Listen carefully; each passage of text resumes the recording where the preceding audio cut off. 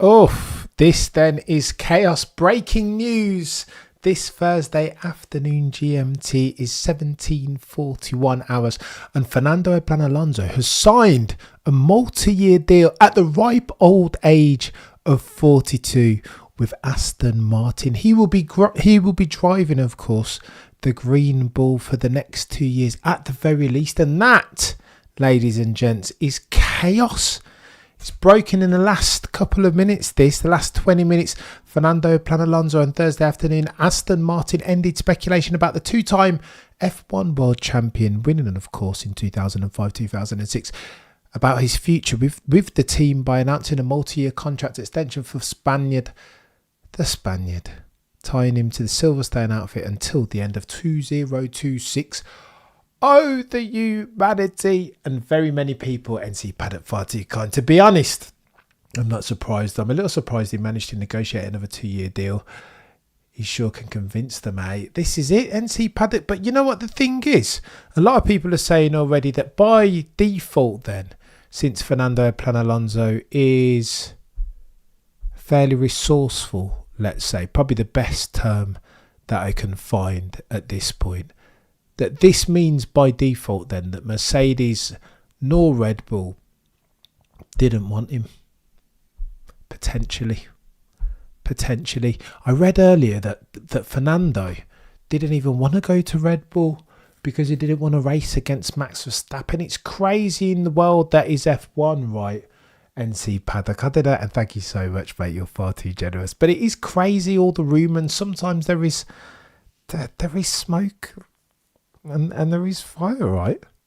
Where there is no smoke, there's fire. Where there's smoke, there's fire. I don't know, it's just bonkers, this F1 thing is, and I'm trying to make sense of it all in real time. Autosport writes, Alonso's contract was up for renewal this year, which prompted extensive speculation about the 42-year-old's future, as Red Bull and Mercedes also have seats up for grabs amid a wildly open driver market. And this is where it gets techie, right? Would you have liked to see Fernando Alonso at Red Bull? I would have. I absolutely would have. What, Fernando Alonso and Max Verstappen in the same car? What? Bonkers. You got to think that Max, probably 26 years old, in his prime, probably would have handled Fernando Alonso. But I, for one, would have paid to see it.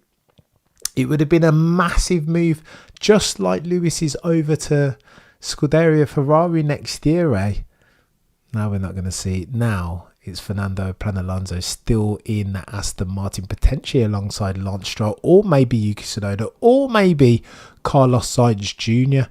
And again, there's been lots of speculation as to all the news that we're going to see. Checo Perez has said we're going to see some big news as far as driver silly season in the month that is April. Alonso's domino is now the latest of four, with the Spaniard convinced by the Lance Stroll owned team to stay on 2 more years. The 2 more years thing is bonkers, because lest we forget, multi-year contracts are a hard thing to come by if you are in and around the 40-year-old age. And this isn't just F1, right? This is any sport, soccer, football. As soon as you get to 35, even in football, aka soccer, they don't tend to just roll out multi-year contracts anymore. So the fact that Fernando Alonso has got one at the ripe old age, 2 year at the very least, at the ripe old age of 42, is bonkers. That just goes to show how much Mike Crack and Lawrence Stroll wanted the Spaniard to stay. And again, this is on the back of a key driver in this. Of all the points that Aston Martin have scored since Fernando Alonso has arrived, 75% of those have been scored by, guess who? The Spaniard. Lance Stroll isn't doing SH1T. Securing Fernando's long-term future, continues Autosport, with Aston Martin Aramco. You hear that, Aramco? This contract was, I reckon, expensive, and for the most part funded even by petro giant Aramco. It's fantastic news, said team boss Mike Crack. And Mike Crack had been talking, he'd been chirping in the press, right, that key amongst our objectives is signing Alonso.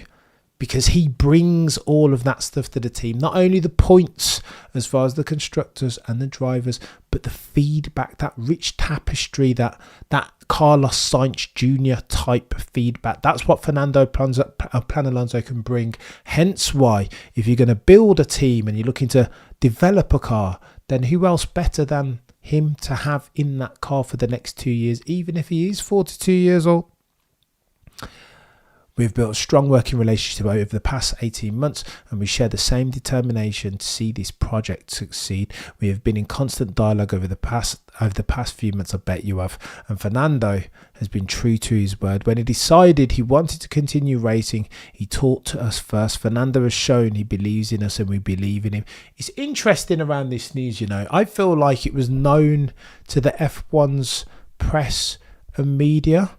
The way it all came out all of a sudden at the same time over the past half an hour or so, it feels like the news was embargoed and then everybody just pitched it out there as of 1700 hours GMT. Fernando is hungry for success, continues Autosport, driving better than ever, is fitter than ever, and is completely dedicated to making Aston Martin Aramco a competitive force. Oh my goodness, imagine Honda in 2026. Oh my gosh. He will potentially be driving Honda machines, NC Paddocks, KZ. Well, he'll be 44 going on 45. As much as it tickles the imagination, there's no long term with Fernando. He's a stopgap, isn't he, NC Paddock? On your point of prime, Cam, I don't think this is Max's ceiling. I think he can only... I think it is only the start, NC Paddock. And how bloody foreboding is that for the other 19 of them on the grid? It's chaos. Significantly, the new deal also means Alonso will stay with Aston Martin into the all new technical regulations for 2.6, when Aston Martin will become Honda Works partner. There you go. And the story here is, of course, that Fernando Alonso doesn't have the greatest working relationship with Honda. Of course, on the back of his GP2 engine, when Honda was struggling, when they were the engine partner with McLaren, Alonso was there too, right? And Alonso shouted very notoriously over the radio, this is like a GP2 engine, because at the time Honda hadn't got their SH1T together and was costing, very similar to Renault, to Red Bull back in the early 2010s. They were costing McLaren and costing Alonso, and he didn't like it. And Alonso, being Alonso, wasn't afraid to speak out about it. It will be interesting then to see them rekindle their working relationship. How will he deal with Honda? How will their working relationship ensue? Will he be able to patch that over? Did Honda want Fernando Alonso? Probably not. Who are they going to pitch alongside Alonso? Will it be Yuki Tsunoda? Will it be Carlos Sainz Jr.? Over the next couple of weeks, I'm sure we will hear more. It suggests Alonso's trouble past with the Japanese manufacturer doing their McLaren days, continues Autosport, is water under the bridge. This multi-year agreement with Fernando takes us back to 2026. When we begin our works power units partnership with Honda. Yeah, this news was embargoed. They knew about it and they just sat on it, didn't they? We look forward to creating more incredible memories with... mate, sometimes this PR stuff makes me throw up in my mouth, I can't lie.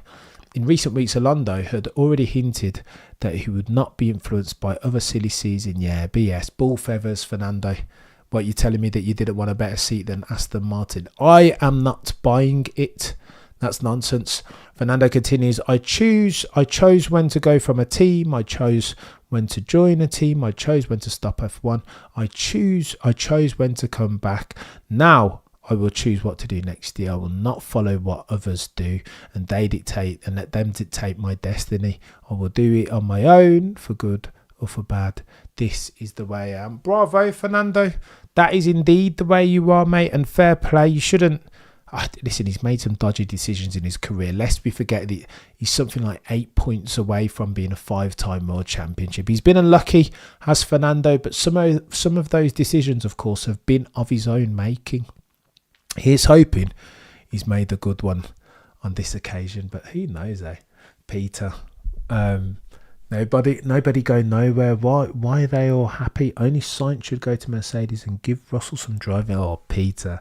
Big fan of George Russell, but he's up for some criticism, isn't he, of late?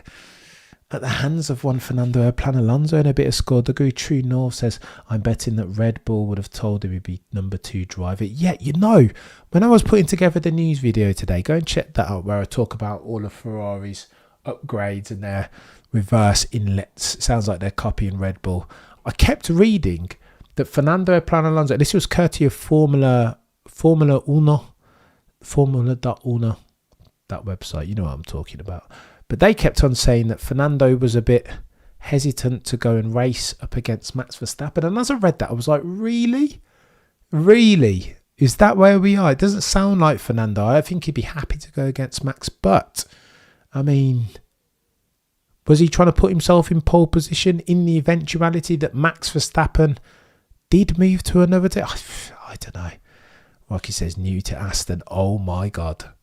And that's the play. That's what they're angling for, isn't it? Aramco looking to throw all the money at one Adrian Newey to make sure that they get a decent car. Kenny says, why am I always late to your video? Kenny, I have no idea, mate. I'm probably always late to my video, to be honest. Miriam says, people saying Alonso is scared or out of touch. Alonso is 42 years old. He can't just hop from team to team. It takes adaptation, time to adapt. Going against Max is now suicide mission for everyone. Oh, brilliant. Michael says Stroll, so all those buds need to go. I don't disagree with you, Michael. He's going to get techie this next couple of weeks. I'm telling you, there's going to be more news like this. It's not just Fernando Alonso. I think Carlos Sainz could potentially join him at Aston Martin, potentially.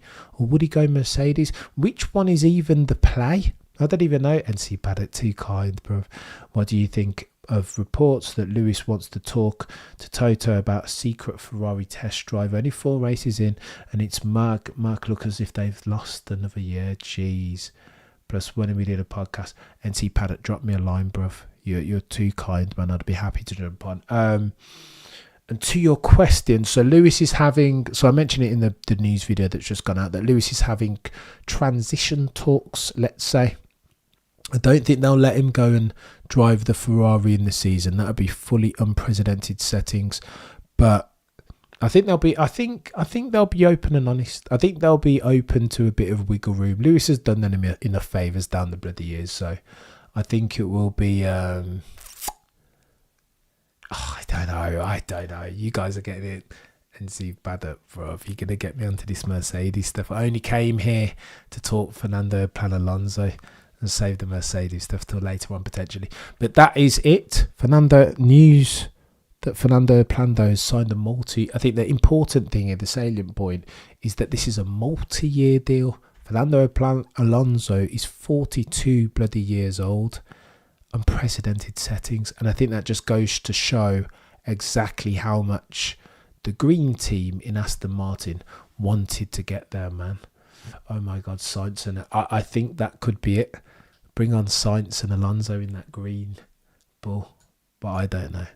Anyway, interesting, eh? The next couple of weeks, driver silly season will ensue. It will be chaos.